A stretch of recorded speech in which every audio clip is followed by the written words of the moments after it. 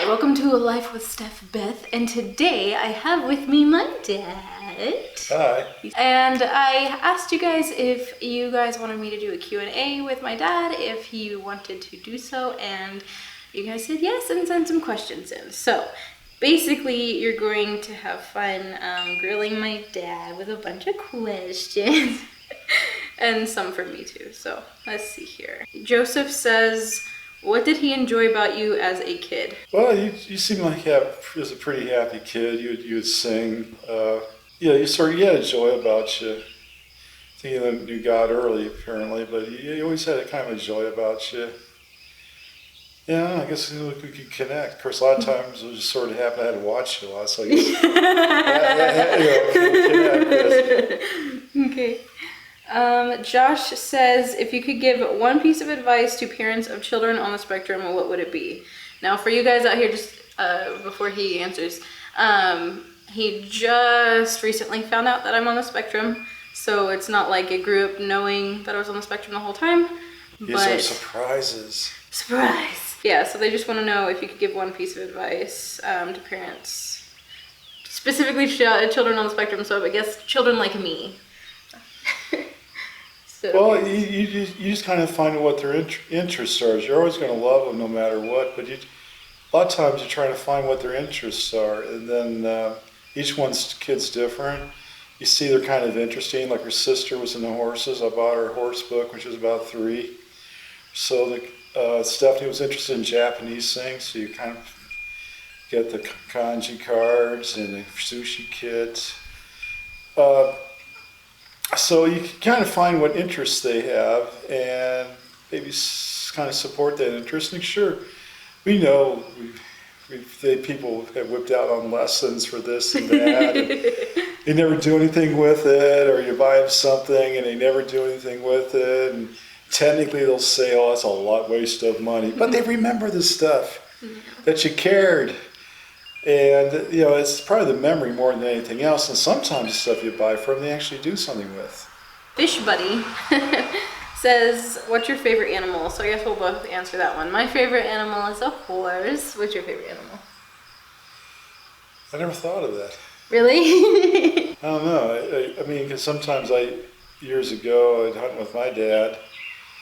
Until people were very irresponsible with guns. I used to like the pheasant. It was really good to eat. There you go. And how long does making a video take? So that's for me, I guess. It depends. For ones more like, for example, the series I did on Autism Speaks, that takes a really, really long time. Just because that's like a lot of research, a lot of scripting, a lot of editing. And then videos like these where I get to sit down and talk, it takes a little bit to maybe collect information from you all. And then sit down and record it. Probably takes maximum usually 20 to 30 minutes. And then editing varies. So making a video on average, probably 2 hours from at least recording to editing and rendering out. John says, I can't think of super specific questions, but it would be interesting to know how that would be you, feels about doing YouTube. If you watch my content and how you feel about it, or YouTube in general. Oh, that Watch Her channel? Yeah.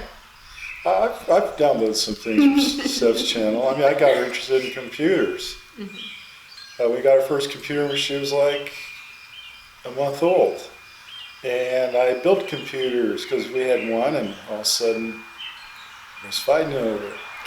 So I go find a place called Computer Renaissance to get parts, and I built a computer, and they had the girls had a computer. Well, they're fighting over that.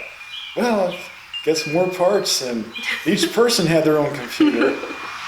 And so I would get them things to give them some of the technological edge, and then Stephanie's took it to a very high level. One of the things we had in late 60s, early 70s was taping stuff, so we thought audio was cool. Or occasionally we do the stop thing with video to make things in high school that like you're riding along on the seat your pants along the floor or something, and have Alice Cooper or No More Mr. Nice Guy or something playing in the background. It's primitive compared to today.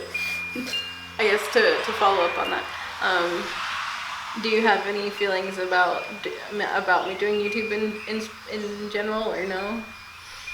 Yeah, it'd be a natural, logical step. I've seen some videos, like the Ovi Duran about Puerto Rico. Yeah, there's some people, for example. So I've looked at things where people did travel logs or things. I did that because I was very concerned what happened in Puerto Rico after the hurricane. And yeah, I did a lot of prayer, try to get things freed up. And then when I was checking what was going on, I saw him, who's Puerto Riqueño, and so yeah, I like his channel, for example. Oh, cool. John also asks, I guess, whether you believe or don't believe my diagnosis. Well, everybody has a different approach to things, and we'll see in 10 years. Okay. Things change in psychology. Yeah. He also he sent in a few questions. He says, have you ever questioned your faith, and what keeps you from walking away from your faith? Well, I connect with God direct. I had a lot of people turn on me that frankly yield to the devil at that point, or some people get religious. I kind of do it like a normal guy that loves God, okay? So I don't have a lot of religious paraphernalia, but I spent some time over time with him, and it's actually built, so it's not some theory out there. Yeah, I find it's quite a reality. He's saved me several times from death, people trying to go at me. And so it actually kind of grows. It's just, you have to spend some time with him, and I'm not really a religious phenomenon type person. But yeah, I've had people turn on me, definitely. Also, some very good friends that stuck with me, but I'm not going to go by what other people do. I'm going to go with God direct. And then the last one from John is, how did your upbringing shape the way that you raised your children? Well, my dad was Catholic, my mom was Lutheran. He did a pretty good job. I mean, I was Catholic for a while, then I wanted more. And I observed, I started late. I had a lot of friends that had kids earlier. We're now in their early 40s. And so I can observe what to do, what not to do, what not to do. You like discipline just enough on things. You have to have a discipline yourself. But what they thought spanking was, a swat was a spank. So you just did the minimum. And only if it really had to do it. Or I used to give them time cleanings. Well, I've noticed, okay, they might have gone over time, but they actually were cleaning the room. Yeah, I gave it to them. Yeah, you just kind of want them to do things or find initiative on themselves. So eventually, they have a kind of self-discipline of their own that comes up. But with a lot of spankings, not really. But sometimes you had to do it. Even if you're kind of mad, you just had the amount you mentioned, that's it. You'd never take anything, anger out of your kids ever. Aiden asks, do you accept my autism? I accept people who they are, okay? And Jason says, what is your denomination? I don't have a denomination. Denominations, if you look back, usually was founded by revelation by an individual. Maybe they found something and things came out of it. And actually, when the church expanded, eventually came into what you call 5 C's, kind of major areas, Alexandria, Egypt, Jerusalem, Antioch, Syria, Constantinople, which is nowadays Istanbul, and Rome. But if you really go back, they didn't have denominations at all. In heaven, there's no denominations. That's man-made, actually. And in case you were wanting to know about me, I also don't belong to a denomination, so yeah. And Julia, so she has a few questions. They're more autism related. She wants to know what you know about autism in general. Like, what is your perspective of knowledge about autism? Well, it seems to really hit the millennial generation and the latter more in the second half possibly. It seems like a high amount were discovered in the late 90s and early 20s zeros. With mine, it was polio, but actually it was a disease that was fixed. And I'm the latter part of the boomers, and I'm born in 57, so missed Vietnam. But still like the Beatles and a lot of Hendrix and all that stuff. But still, some things have hit generations, so polio was going after mine for a while. And I just noticed later millennial seems like a high instance. And sometimes I kind of wonder, was there something going on? Because it wasn't really mentioned much with Gen X or silent generation before me, were beatniks and guys in blackjack, chicks in the 50s or something. Or my parents' generation were World War II. So let's see in 10 years for the research, was there something that might have happened? Because it seems there was a high incidence of it. Mm. And so, I guess, what, in your best words, can you explain, like, what is autism? Like, what do you think autism is? Like, how would you explain it? Well, it just seems like people had difficulty to adjust to things. Mm-hmm. And I have a cousin, his oldest son, born, I think, maybe 1998 or so, or 2000, that had it. And sometimes he had a hard time kind of adjusting to things. Things would upset him early. But again, it was just a high incidence. Mm-hmm. So I always wondered what went on at the turn of the 20th into the 21st century. We would have liked to know. So she says, I'm assuming to me, how did you tell him about your diagnosis? So basically, what was that, 2 days ago? Yeah. Right. We were driving, and I just kind of wanted to catch him up on what's been going on, because it's been basically, at least it's been a little over a year since I was up here, right?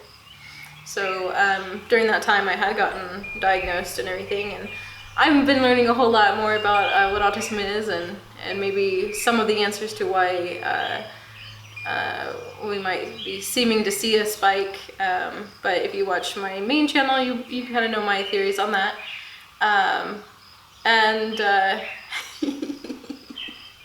It wasn't like it wasn't a bad experience. It's kind of amusing a little bit, to be honest. Just because I know that my dad doesn't know a whole lot about it, probably just about as much as I knew about it before I really started learning about what autism is. So I'm gonna tell him if that's okay. At first he said, I pray you be healed of it. And so then I told him how I feel about neurological differences, and then he said, did we give you something that made you autistic? Without the baby formula, like, oh no, had we known. Oh, but yeah, you didn't do anything. Yeah, I always thought maybe it was something in the baby formula at a period of time. It was just high incidence, and you don't think that you inadvertently gave your kids something that might have fed it. Yeah. And then Julia also wants to know what was unique about Stephanie as a child and teen. Basically, and I probably did it. Stephanie was highly into computers because I used to build the things.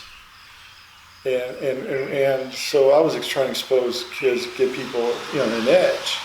So we had, in the 90s, so many homes had a computer, and usually we were kind of higher than average, at least by the amount of them. So I inadvertently kind of got her into computers and the Dr. Pepper, because there was a equivalent in Wisconsin called Urge that you can get real cheap and be on the road, and I shared with her. So sometimes you do things you don't even know, but she was also very good in literature. She could write books, and she had a very good wordsmithing about her. Come home, I'm at work, come back, I'm very tired or something like that. And I'm listening to her stories, and she had good use of words at a relatively early age. So I thought she might be an author, or maybe eventually will be an author. Ooh, fancy. Every kid's different. You kind of speak their interest, even if you're really tired. This is slightly off subject, but I remember I was so tired, and the big thing the late 90s, circa 97, 98, was the Tamagotchi. You buy this little electronic thing, you gotta feed it out to a parent that's useless, but to them it's the thing. And so I'm real tired and I gotta go to a Walmart, and I was living near the Michigan border at the time. They didn't have any in Mishawaka, so I had to go up to Niles, trying to keep my eyes open. I really worked a lot of hours to buy them a Tamagotchi. Now sometimes the kids might remember, parents always remember this stuff. But, you know, those are things you do for your kids. You still remember that or not? Those Tamagotchis? I remember it a little bit, yeah. I kind of, for your sake, wish I remembered it a little more than I do. The Beanie Babies were bigger in 1997 too. You know, yeah, I remember that too. All right, so we have our last question from Carter D on Twitter. And they say, if you found out about the diagnosis sooner, earlier in life, what do you think would have changed in your life? I guess that one's for me. I'm not sure. I think that in some ways I probably would have been able to have maybe more supports or more understanding in certain situations. Basically, in my teenage years, I lived with my mom primarily, and I think a lot of times she probably chalked up what was happening to me just being a teenage girl. But some things weren't, and I think it would have been helpful for like all of us to have an understanding and to also know, like, you know, why I felt different in certain ways, maybe beyond just Christianity or my intelligence. I think it would have helped to know how to ask for help, if that makes sense, because sometimes when you haven't learned much about autism and how it works and maybe things that help in situations, it can make you feel a little bit helpless because you feel kind of out of control and you don't know how to make things come back into the way they should. So those sorts of things. I do think that I benefited greatly from a program at my school known as TAC Lab. It's talented and creative kids. You had to like do some sort of test, and then if you're in a certain percentile, they'll put you in it. And we went one day out of the week, every school week, instead of to our normal classes.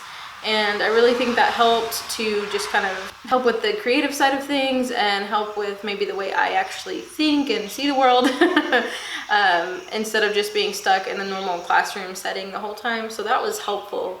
I don't know maybe if there would have been maybe negative connotations with it at the time. Had I known before, maybe, I don't know if people would have treated me differently or not. I think people still treated me a bit strange. I didn't really belong to any particular clique for very long. I had basically like individuals out of every clique there was, pretty much. And I mean, some people worry about things like being invited to parties and going out to stuff like that, but I wasn't really interested because I didn't want the social pressures. I didn't want, you know, having to run into like people wanting to do things you shouldn't be doing at your age in parties and stuff like that. So like, I mean, even though maybe I missed out on some of that stuff, like I don't really care. So yeah, I think that's pretty much what would have changed. So anyways. Refer to the 1970 song with Three Dog Night, Mama Told Me Not to Come, a person going to the party and you know, what's all these things are telling me? Mama told me not to come, that ain't the way to have fun. It's still kind of timeless, but people still get to things in parties. But yeah. Other key song, Three Dog Night, 1970, Mama Told Me Not to Come. There you go. Check it out. So that's all the questions that I have. Sorry if you submitted a question and it's not in here. That's probably because you submitted it or I saw it after we recorded. But thank you to everyone who did submit questions. We had fun sitting down and being able to talk on a variety of different things, do a Q&A with you guys. And hope you enjoyed it. If you did, go ahead and give it a thumbs up and let us know your thoughts in the comments below. And subscribe if you want random content from me. I did do a whole lot of vlogging last week, and then beyond that I try to do every Tuesday around 4 p.m. Central Standard Time. So again, if you're interested in hearing random stuff from me, go ahead and hit that subscribe button. Hope you're having a wonderful week, and I'll see you in my next video. Bye! Thank you.